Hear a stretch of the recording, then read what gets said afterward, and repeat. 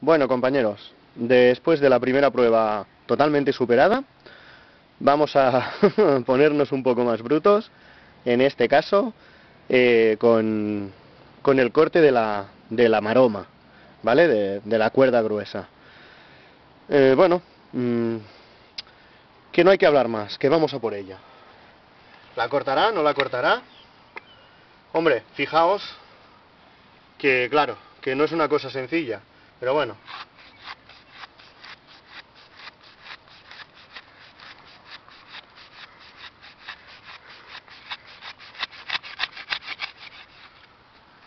Creo que está más que claro.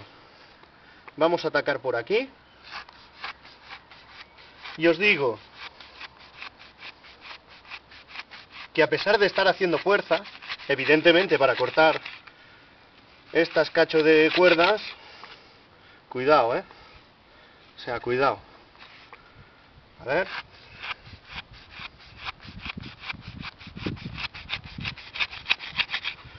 Vamos. Si es que... Y ojo, porque estas cuerdas embotan un montón el cuchillo. Y esta vemos que sigue cortando de narices.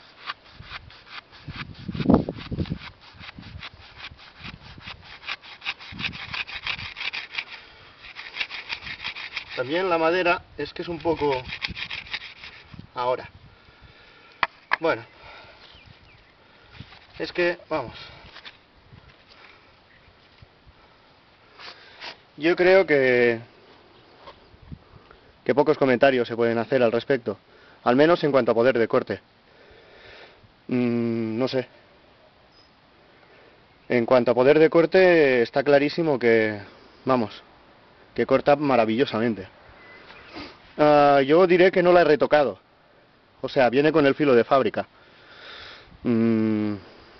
Al menos, no sé si todas vendrán con este filo, o sea, yo quiero pensar que sí. Pero vamos, que mirar. Venga, hasta ahora.